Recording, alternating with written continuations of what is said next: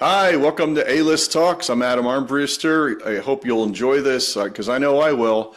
Our first guest today is Father Fish, worldwide brand name in fish keeping, aquatics, aka Lou Foxwell, but he's Father Fish to us, the people that know and love him. 250,000 subscribers on YouTube. This guy's a name in the industry. We get to talk to Father Fish today and hear about how he started out to becoming the phenomenon that he is now. Welcome, Father Fish. Well, hello, Adam. Nice to see you. Great to chat with you. Father It's Fish. been a Father lot Fish. of fun to be around for the last couple of months. Father Fish, why fish? What attracted you to nature way back as a young man? Lord knows. That started so early on, I have no memories of it. I think the first time I saw a fish in an aquarium in a little, wasn't even in a store. Actually, it was in my grandmother's house, and I was about 2 years old. But what I remember, she had a little tank sitting under a window on a grill, sitting over one of those things called the heater coils that they put under windows 100 years ago. Anyhow, I remember as a kid visiting somebody in their home, and they had a whole bunch of aquariums, and I saw a fish. I don't remember what it was, a platy or a tetra, something, maybe in neon, and I was utterly captivated. Just couldn't get enough of it. But I've always been that way about nature. Anything I would, as a kid, I would lay on the ground and watch ants in their nest for hours, or flip over and watch the clouds for hours. I've always been kind of a wastrel, that just spending my time being a complete derelict, doing nothing. And it's my way of doing nothing, I guess, and getting away with it. It sounds like nature pulled you in. I think so. I think so. And that's really become my theme, um, because there's so much about our culture that is anti-nature. That the most powerful of which are those voices that want to protect nature, because they're really anti-nature. They're really trying to force people to separate themselves from the natural world, as though human beings were what's wrong with the nature system. And it's so backward, it's so perverted, it's so obtuse, because human beings are absolutely central to the nature system. We don't have a nature system without us. We're here to care for it, to model it, to mold it, to build it into what it needs to become to satisfy ourselves and satisfy the earth. What was So your that's first job? child, but the early influences, What was early the influences. first job? What was the first job you got in the business? Because you're in this professionally at a high level, but you didn't start out that way. What was the first gig? First, I was running a pet shop for two guys. What was it? Two guys from Jersey. It was one of the earliest iterations of Walmart. Was called Two Guys, and they had a pet shop. And I was 16 years old and worked in that pet shop. Before that, I was collecting stuff from the Chesapeake Bay and selling it to a local fish store that was run by Merle Cohen. Merle Cohen became one of the big luminaries in the industry. He owned Aquarium Products, which sold out eventually to Allpet, I think. He and I worked years. We met when I was a kid. He was in his 20s, just getting started. We met again 30 years later, putting together the National Aquarium in Baltimore. We both were on the founding board of directors and got to be good friends all over again. So that's the other thing. I've had so many personal relationships, friendships, people who really were family, who I've met through the hobby and through the industry, who have been really important people in my life. Have kind of been best friends, not because of the hobby, but it was just a way to meet them. Well, who was the first one? Like, who was the one that gave you a shot? Well, probably Merle Cohen. And then I worked as a missionary for, golly, 40 years.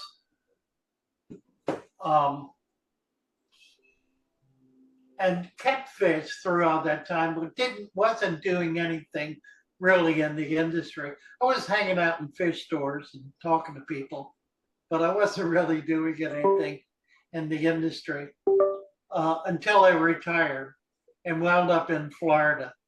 And then Kenny barred the door. I just got involved in everything. I started at Moat Marine doing grants writing, and then branched out to working on farms, working with wholesalers, farmers, retailers. I was repping a bunch of wholesalers at one point, selling to pet shops, and would travel all through the Southeast. And then set up a little operation in my home where I was selling online. And then finally wound up opening a pet shop and did that for about 15 years, almost 20 years, from about 2000 to 2020. And shut that down and moved back to Maryland. I turned 84 and decided that I needed to be back with family. So I came here to retire and fell into a business that has just exploded and made me busier than I've ever been. So I'm now YouTube famous. I'm writing a book. I've got a bunch of people as a team putting the book together. I've got a business that's doing $500,000 plus a year in its first year. Got 8 people on staff here and there and everywhere. I had people on staff all over the globe. I've got a person in the UK, one in Holland, another one in India. It's just kind of remarkable. And I'm 84 and trying to figure out how I can keep this going and keep myself going. Because I want to be here doing it for at least till I'm 90. You know, this is not the retirement you planned. It wasn't the beginning you planned either. It sounds like you just planned retirement. I never did. Never thought about retiring. I've always been just too interested in being busy and active. And that's really, I mean, I would be bored out of my mind if I didn't have something to do. I would make something to do. So I've always been real busy and always been kind of productive. I've never been financially successful because my ventures are all based on the joy and the excitement of doing it, not maintaining it. So I'm kind of entrepreneurial, but I'm not a good business person. Now I'm having to learn how to do that because I've got so many different avenues working at the same time, and they're all being productive for the first time. So that's kind of remarkable. You've got some young fans. I've seen some fans as young as 12, 11 years old. They know you by name. They join you on your live streams. What would you say to them if they wanted to follow your footsteps in this field? What would you say to them? They ask me that. Yeah, how do I get started? And there's no way to get started. You just do what you do. You know, you follow You follow your nose, you follow your dream, you follow what's in front of you. The opportunities abound, and it's a matter of what you grasp onto and run with. I don't think it's possible, really, to create an opportunity. I've tried that, and it really doesn't work. You just beat your head against the wall. When the door opens, and you either go through it or you don't. I mean, you can crawl in a window probably, but you can't go through a brick wall. It just isn't going to happen. I mean, you're a controversial, revolutionary voice in an industry dominated by global titans. I mean, do you ever feel like you're the David and Goliath here? I mean, you're talking about a whole different way of fish keeping, a natural way, healthy way. How do you feel about that when you wake up? Oh, well, I've been around long enough that I've seen them come up. I've seen where they come from. I know how they got started, and most of them got off on the wrong track, and we all did. To be truthful, we all got off on the wrong track. You know, they had it nailed in the 1800s. They figured out how to keep fish as soon as they figured out how to make flat glass. Once they made flat glass, they could make aquariums. And once they made aquariums, because they did not have electricity, they figured out how to keep stuff alive naturally, because that was the only choice. So they would bring a little dirt in, little sand, some plants, bring stuff in from the sea, and learn how to keep it alive. When electricity hit after the Second World War, that's where it all got started. It became very techy, and we just sort of ran with the tech, figuring that was going to solve all problems. Actually, it has created a world of problems. It's harder for people to keep fish alive today than it was 100 years ago, because they're using tech as an alternative to nature, and it doesn't work. Do you ever wonder if your timing is perfect? I mean, look at where people talk about they don't want to eat GMO foods. They want to eat organic. They want natural everything. Do you ever think that maybe you just kind of hit lightning in a bottle here? I mean, you're the organic fish keeping guy, you know? Yeah, which is why I need to live another 20 years. It's really, I feel like you're just starting. Oh, yeah, I agree, absolutely. You know, and there's so many areas where it's true. Farming is a good example. The work that's being done in so-called organic farming, which is really natural farming, is just beginning to really impact the farming industry. And it will be profound, because it will get rid of the need for fertilizer. Fertilizer is the sticking point in the food chain today. It's what's preventing us from having a really open flowing food chain. You know what's funny? I mean, I grew up in the Northeast like you did, and I remember biting into a tomato and the flavor, right? And it's not like that anymore. And I think people are craving that. I think people know what good is, and they're looking for it. Yeah, my grandfather had a farm, and he raised everything.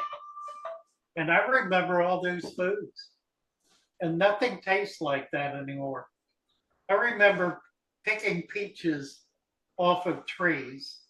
There is no peach in any store that tastes like a tree ripened peach. I mean, but everything, tomatoes, certainly. Now, I'm on the eastern shore of Maryland, and there is a tradition here of sweet corn, tomatoes, and chickens, and seafood. And those are the mainstays of the culinary scene here on the shore, and they do it right. I mean, they do apple trees, peach trees, the apple pies, the peach pies, the cobblers, all of the soups and stews, muskrat stew. My God. if you've never fallen in love before, you don't know what muskrat stew is. I guess we should all try that once, maybe. So, any No, final I would thoughts? not recommend it. It's an acquired taste. Any final thoughts? I mean, the real thing I think you shared with us today is, don't plan out too far. You can't create opportunities. Follow your nose. This is sage advice. Any final thought? The other thing is overcome your fear, because fear is the killer. Fear is what prevents us from doing anything. We have to become fearless, utterly fearless. I mean, do your damnedest, world. I'm out here, and you ain't gonna stop me. You gotta stop being afraid of dying. Stop being afraid of being hurt. Stop being afraid of condemnation. Stop being afraid of all the things we're afraid of, because that's the killer. Fear is death. Overcoming fear is absolutely critical. Which is overcoming the judgment of others. That's really what it is. When you no longer care about what other people think what you're doing, because you know it's right and you know it's what you ought to be doing, then you're in the right place. If you're trying to mold yourself to fit the critique of others, whether they be masters or fools, is irrelevant. They are others. They are not you. And if you are controlled by others, and that's so much a part of what's wrong in our culture today, so many people are enslaved to the will of those who consider themselves powerful and important. And to hell with them. They mean nothing. They're no better than anybody else, and generally worse, generally stupider, more ignorant, and more filled up with their own ego and their own self-importance. Good words. Hey, final thought. You mentioned a book. Can you just tell us a little bit about this upcoming book for anybody interested? Yeah, we've been working on setting up and teaching people how to maintain natural aquariums. And I had a couple of research scientists get involved with me and say, we need to authenticate this. We need to do the science. We need to do the research. We need to be able to document the scientifically exactly what this is and why it works. And that's what it is, but it's written in layman's terms. So it's a guidebook with a lot of resources, a lot of really helpful information, lots of pictures. It's loaded with pictures. It'll be out in about a month as an ebook. And then by the first of the year, we hope to start printing a hard copy. Oh, that's terrific. Hey, for anybody listening to this, I'm going to include the link when it's published where you can buy the book right here, because I know I'm going to buy one. And anybody that's out there enjoying organic vegetables and you want to get back into fish keeping, I think you just found a way to do it. It's a lot of fun. I'm a fan. I'm one of the 250,000 people that watch this guy every week and learn and learn and learn. Father Fish, thank you so much for sharing your story. With you. Enjoyed it. All right. God bless. Be well. Thank you. God bless. Love you all. Bye for now.